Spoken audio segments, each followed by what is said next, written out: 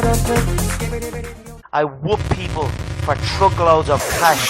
How could I hate this life? I love it so much. I'm grateful every single day.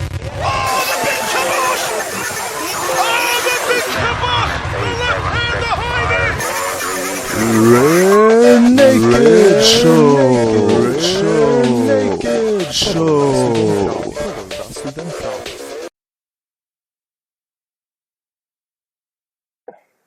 You see a lot of dodgy things going on in MMA, but you see a lot of dodgy things going on in all fight sports. But it's just like, it's like with CrossFit, you got all this kickback from other training methods like powerlifting and bodybuilding and weightlifting. When CrossFit was doing all this, and they're like, oh, the bodybuilders said that the CrossFit guys weren't jacked enough. It's like, that's because they're not full-time bodybuilders. And the weightlifters say that blah, blah, blah, blah, blah. And the powerlifters say they're not strong enough. But there's always going to be a kickback against something that isn't the pure form of the original and that is so new. And I don't think people use the jab enough. That's one thing. You can use the jab to kind of set people off and to make them react and get the counter from there. So I don't, excuse me, I don't really see enough of the jab. Even if it's not connecting, just to throw it to try and get a reaction and just use it to measure up where you are, coax people out and get them to throw something, which you can then counter. So there's not much jab work, not much of finding the angle off the jab and getting the counter off the counter of the jab. Also, this I don't really like the inside leg kick. I'm not really a huge fan of inside leg kicks because people seem to throw it either with a load of power and then miss and then get themselves really off balance, or they do it so timidly that they just get absolutely spanked for it because they're just off balance on one leg and they just get clocked with the overhand. I'm not a huge fan of that. Not a huge fan of spinning shit. I think people run out of ideas and then throw spinning shit, and it is just a huge waste of time most of the time. The But people you're working with two taekwondo fighters. How is are you asking them not to throw as much spinning shit? I'm not asking them to not throw spinning shit, but the people I'm working with have done years and years of taekwondo, have black belts, and can actually make spinning shit land. A lot of the time people just throw spinning kicks, you know, and they haven't done thousands and thousands and thousands of spinning kicks. And unless you've thrown thousands and thousands and thousands of spinning kicks, your spinning kick is just going to be one of a few that you've done that is not going to land. And you're going to be facing the wrong way, you're going to be off balance, you're going to miss by a mile, and you're going to get yourself in more trouble than you're going to give to your opponent. So I think for most people that aren't specialists in, say, taekwondo or haven't practiced the spinning kick to death, it is a waste of time. It's a huge energy expenditure and a huge gamble for not much reward. People will link up, oh yeah, but see this highlight reel of spinning shit, knockouts, and it's, yeah, when it lands, it's devastating. How can it not be devastating when you got someone's heel burying itself in your head, going at that speed? But that's a highlight video for a reason, you know. That highlight video might be a couple minutes long, but that's like all of the spinning kicks that someone could find on the internet that have ever landed into one video. If you just type in, like, if you put a video together of fight stoppages by body kick or by left hook, you would be watching for a long time because it's simple, you can stay on balance, and it works way more than spinning shit. So I'm not a huge spinning shit fan. Cold kicks, or like you said, naked kicks, cold kicks, no setup with boxing. It's just very telegraphed, especially from the distance that MMA fighters stand. It's a huge waste of energy. At least throw a jab before, just to take the attention up to the head, and then hack the leg or whatever you're going to do from there. Just just throw some punches away. You don't have to put crazy power into them. Just throw some punches away to get the shot that counts. I have a bachelor's degree in, what was that? Performance. No, I have a college education in performance and excellence and a bachelor's degree in athlete development, and I have a master's in exercise physiology. Okay, so how does that help you and make you stand out from other coaches? Which one? You can tell what's the difference between them. Okay. Well, in the master's degree, for example, there's actually not a whole bunch. If I'm doing like personal training and I want to set a training routine, then it helps me because I understand at what intensities things of how different intensities affect the body. But the way the master's degree really affected me is being able to siphon bullshit away from the main thing, you know, like you get to know what's crap and what isn't, and you can make your decision on what's crap and what isn't, and you can take everything with a pinch of salt but also rationalize a lot better. There's a guy in England who runs KO Gym, and he's called Bill Judd, and he's just so cool and he clearly knows so much.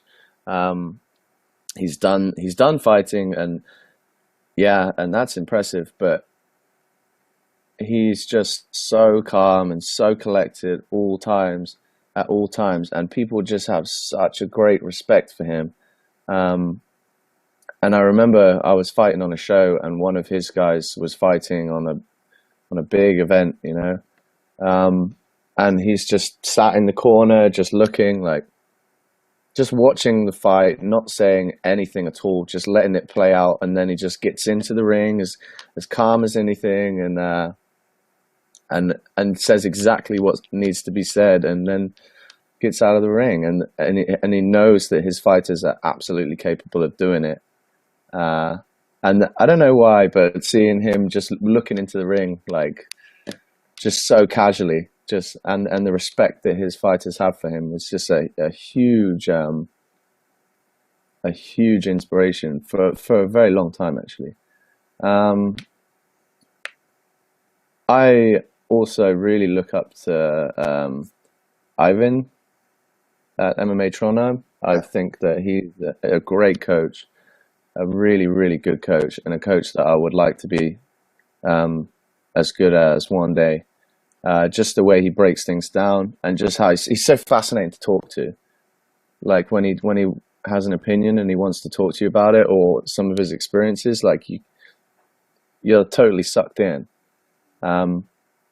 And he just breaks things down in such a way, and you can tell, even though he teaches in Norwegian, like my Norwegian is all right, that I can understand like how much detail he's going into, you know, like just degrees, and it's a real science. So I really look up to him too.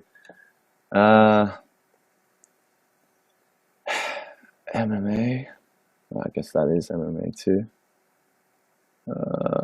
Man, caught me on a real brain fart day. But there was a guy. Did you watch the event?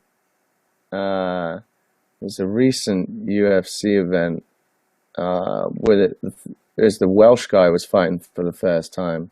It was like the first Welsh guy in the UFC. I can't remember the name. Marshman?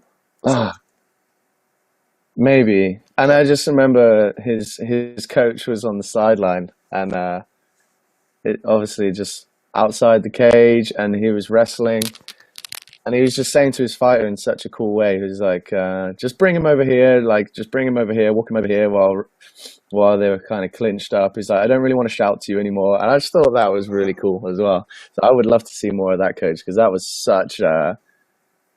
just such a relaxed way of coaching. And you see a lot of coaches screaming their heads off and getting so emotionally tied up in it, and he was just like, all right, come on, bring it over here.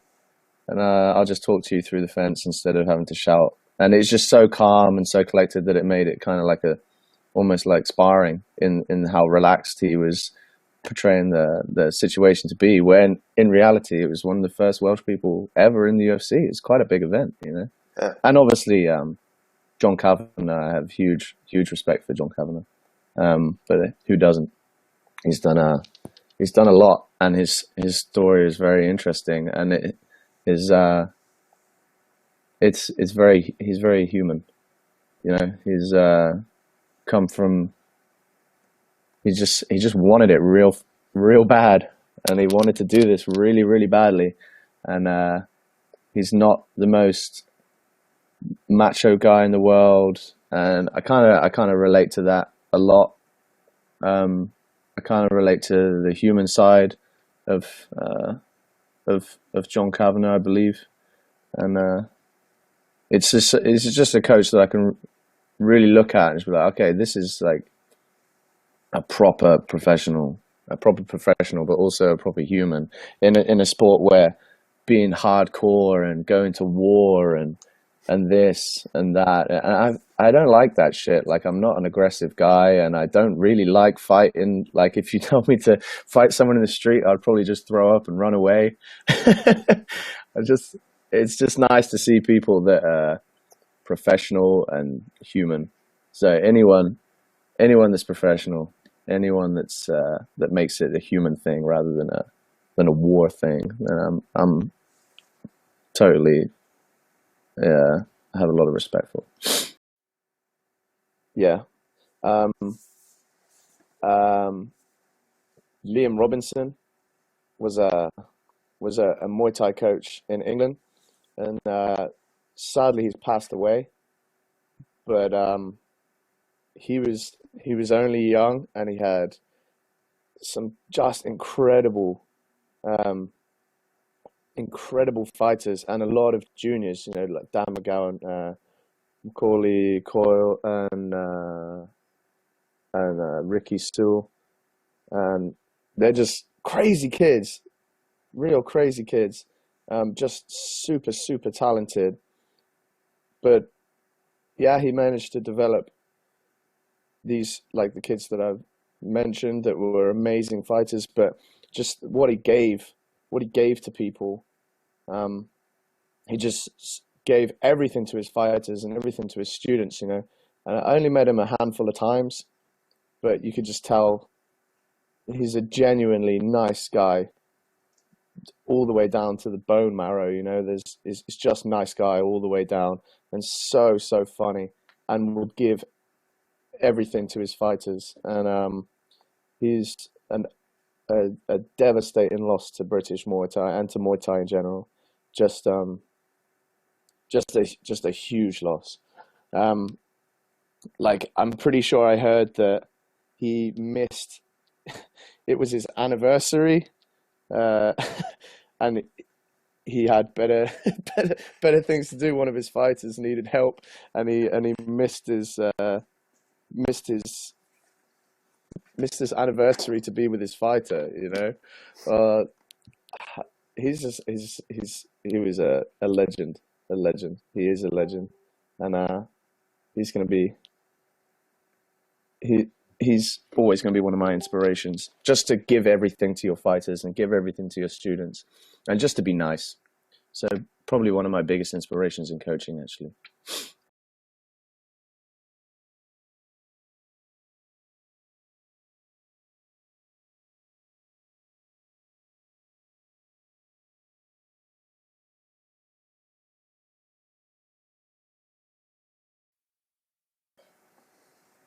Guard is having his second pro fight soon, and I think he's one to look out for. Just 'cause the dude is so fucking strong, man. And he just comes at it with such an intensity, and he cares so much, and he works so hard. Like, he's one of the people that you can look at and say, every time he gets into the cage, there was nothing else he could give. I think a lot of people go into the cage or go into the ring And then after the fight, if they lost, you say, was there anything else you could do? A lot of people would say, yeah, I should have gone for that run, or I should have done that weightlifting session, or in this, or I shouldn't have smoked that, or anything. And I think with Guard, when he goes in, if he loses, there's nothing else he could have given. And he is a true professional, but he really fucking cares. And he's just so strong, so powerful, so fast. And his wrestling is ridiculous. And I think he's going to be a fun one to watch. Luke Santarelli. Yeah, had a fight yesterday, winning. Yeah. I think he's going to be one to look out for too. He's such an athlete, you know, and he's a nice guy. He's again very, very easy to talk to. He has all the time in the world for everyone. He'll speak to anyone. Like I'm pretty sure one day, like if he has a kid, like his wife could be giving birth and someone could ask him a question about how to throw a jab and he'd still have like 20 minutes to talk about. He's like the nicest guy ever. He has time for anyone. And he's super coachable. He's really, really super coachable. And he's just so, I don't like the word natural, but he is natural. Like he is naturally gifted. He's very, very fast. He's very, very strong, and he picks up skills very, very quickly. For MMA Trondheim Muy Thai, you will find the Muay Thai page there. MMA Trondheim, obviously, you're going to find MMA Trondheim there. You can get me on Instagram on Coach Whillock, which is CoachWhillock, and you will find my Instagram there. Okay. Thank you for the time.